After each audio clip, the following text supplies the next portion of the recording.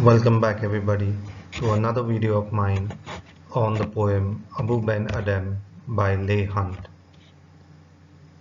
Abou Ben Adhem is a narrative poem by Leigh Hunt. Narrative poetry is a form of poetry that tells us a story, often making the voices of a narrator and characters as well. Leigh Hunt, in this poem, he attempts to capture the spirit of brotherhood and fraternity with a hint of spiritual satisfaction. Abou Ben Adhem is a poem that tells us a story about the importance of loving one's fellow men and women, or you can say one's fellow human beings. Who was Abou Ben Adhem? Abou Ben Adhem was a Muslim mystic or a spiritual person or Sufi in Persia who was venerated or recognized as a saint after his death. Writers of the English language, religion and history books usually refer to him as Abou Ben Adhem. Like the famous Roman Catholic ascetic Saint Francis of Assisi, Abou Ben Adhem gave up a life of luxury in exchange for a simple life devoted to his fellow man and to God. Now let us look at Ibrahim's description of the moment of his conversion to a new lifestyle that appears in the Tabaqat al-Sufia, a book about Sufism by Abu Abd al-Rahman al-Sulami, who died in 1021 AD. Ibrahim says, "My father was one of the princes of Khorasan and I was a youth and rode to the chase. I went out one day on a horse of mine with my dog along and raised a hare or fox. While I was chasing it, I heard the voice of an unseen speaker say, 'O Ibrahim, for this was thou created? Is it this thou wast commanded to do?' I felt dread of fear and stopped. Then I began again and urged my horse on. 3 times it happened like that. Then I heard the voice from the horn of my saddle by God saying, 'It was not for this thou wast created. It is not this thou wast commanded to perform.' I dismounted then and came across one of my father's shepherds and took from him his woolen tunic and put it on. I gave him my mare and all I had with me in exchange and turned my steps towards Mecca." Now let us come to the explanation of the poem. The poem, I have divided it into lines and we will be taking 4 to 5 lines together and I would be explaining those lines. Lines 1 to 5. Abou Ben Adhem, may his tribe increase, awoke one night from a deep dream of peace, and saw within the moonlight in his room, making it rich and like a lily in bloom, an angel writing in a book of gold. The poet starts the poem by wishing that there be more people like Abou Ben Adhem. May his tribe increase is an expression used as a prayer when one comes across a good man. The implication is, let there be many more people like him, the world will be a better place. One night Abu woke up from a deep dream of peace only to see an angel writing on the golden book. The natural shine of the angel has made the room look even brighter. The simile used to convey how beautiful the room looked in the presence of the angel is suggested in the phrase making it rich and like a lily in bloom. It suggests the idea of the birth of something beautiful and pure. Abu was naturally surprised at the sight of seeing an angel in his room. Lines 6 to 10. Exceeding peace had made Ben Adhem bold, and to the presence in the room he said, "What writest thou?" The vision raised its head, and in a tone made of all sweet accord, answered, "The names of those who love the Lord."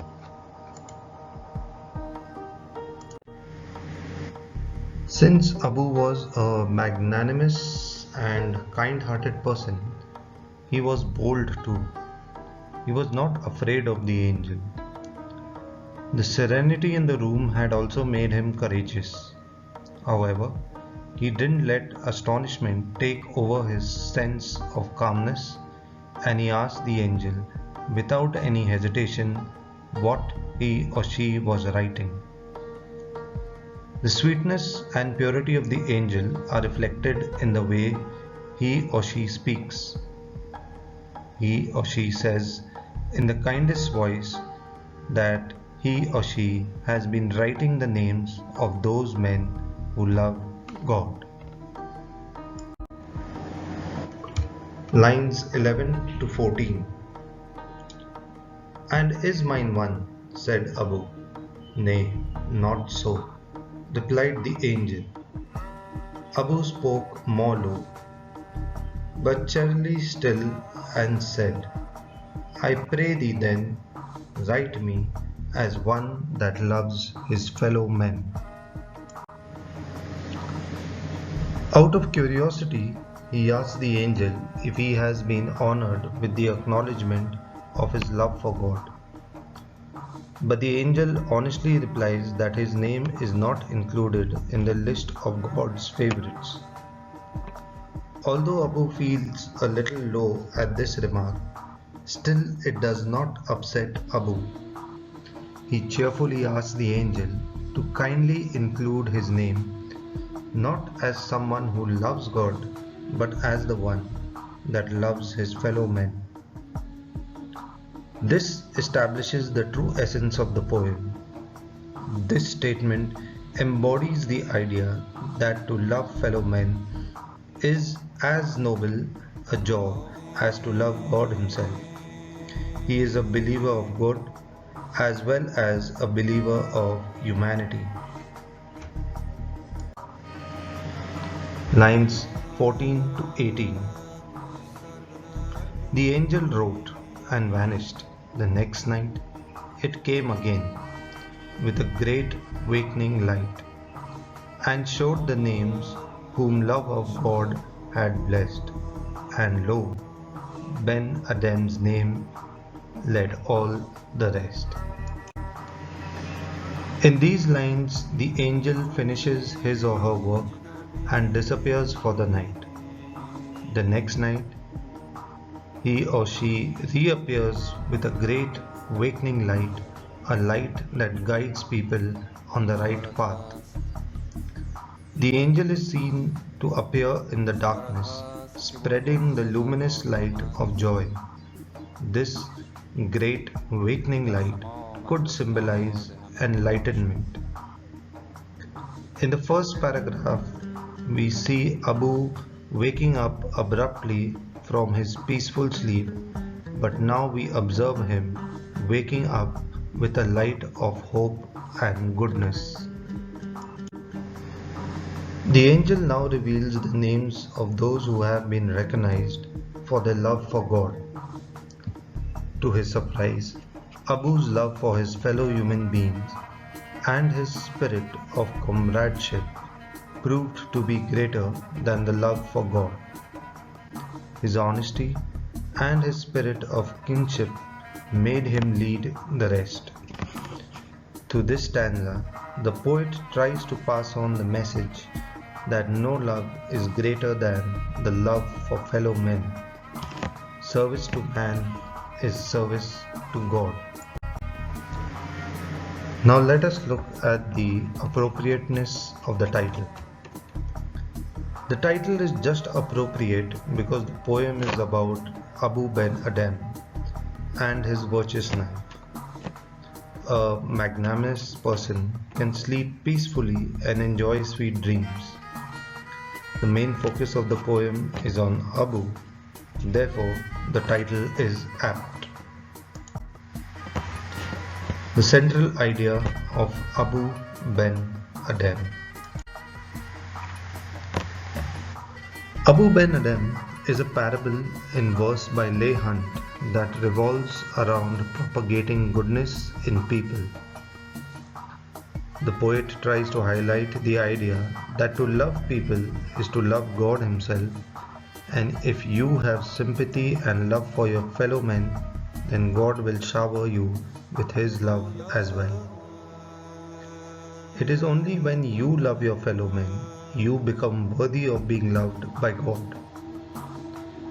This poem, Abou Ben Adhem by Leigh Hunt, embodies the idea, love thy neighbor as thyself. How can we love and respect God, whom none of us have ever seen, and then in turn we hate and disrespect humans who have been created by God Himself in His own image? The tone of Abou Ben Adhem. The poem Abou Ben Adhem by Leigh Hunt is invested with a spiritual and humanistic tone. It promotes a positive outlook on life by emphasizing values like helping fellow men in need and spreading joy and happiness. The first stanza reveals Abu's encounter with the angel, and the second stanza gives the message that God loves those who love their fellow men and spread feelings of unity and brotherhood rather than evilness and cruelty. The poem inspires us to be optimistic as well. When Abu asks the angel if his name was there on the list, the angel's negative reply makes Abu a little sad, but he does not lose hope. He cheerfully asks the angel to include his name as someone who loves his fellow men. The theme of Abou Ben Adhem. The major themes that we derive from the poem are devotion to God and love for fellow men. This poem, Abou Ben Adhem by Leigh Hunt, is a celebration of morals and ethics like brotherhood, sympathy, support, unity, fraternity, and selflessness. Abou Ben Adhem idealizes the fact that true devotion to God is not complete as long as you don't have fellow feelings for other men. When you love your fellow men, you become worthy to be loved by God. Abu is a pious, helpful, and noble man who believes in loving others as much as he loves God. When the angel appears in his room in the dark, he does not get scared. Instead, the purity and beauty pervading the room makes him bold. On knowing what the angel was writing in the golden book, Abu asks her if his name is on the list of people who love God. The negative reply of the angel does not upset him, and he cheerfully says to the angel that he loves his fellow men. The message of the poem is made evident as the angel reappears the next night and surprises Abu by saying that he has been blessed with the love of God. Thus, when you love your fellow men, you indirectly love God Himself. When you do good deeds, good things are meant to happen to you. It does not matter if you are a true devotee to God, but if you don't respect and love your fellow men, you are not worthy to be loved by God. Now let us see the poetic devices that have been used by Leigh Hunt in the poem. Alliteration. It is the close repetition of consonant sounds, usually at the beginning of words. For instance, awoke one night from a deep dream of peace. So here the consonant sounds of the letter D are repeated in deep and dream. The second, answered, the names of those who love the Lord. You also see here the consonant sounds of the letter L are repeated. The next, making it rich and like a lily in bloom. Once again, the letter L, the consonant sound is repeated. Climax. What is climax? A climax is a figure of speech used to describe something in the increasing order of its importance. It refers to the text leading up to an event, phrase, mood, or feeling of importance in a given text. In this poem, Abou Ben Adhem by Leigh Hunt, too, the story builds up in the increasing order of its importance. At first, Abu meets the angel, then he asks his name is there on the list, and then he finally reveals his love for his fellow men. The last 4 lines of the poem can be regarded as the climax of the poem. The angel disappears after writing Abu's name as someone who loves his fellow men more than he loves God, and the next night she comes up and surprises Abu by saying that his name led all the rest. Simile. It is a figure of speech in which a likeness between two different things is stated in an explicit way using the words as or like. For instance, the simile like a lily in bloom is used to describe the room that was lit with the purity and goodness of the angel. It emphasizes the beauty of the room in the presence of the angel. Like a lily in bloom also draws our attention to the idea of the blooming of something pure and beautiful from Abu's encounter with the angel. Well, that is all about this chapter. Thank you for watching my video and hope you have had a fruitful experience. And I hope I have been successful to explain clearly and aptly the chapter. Please subscribe to my YouTube channel if you have not done so yet, so that you can also access more videos on topics of the English language and literature in English for the ICSE. Hope to see you all again in my next upcoming video. Thank you.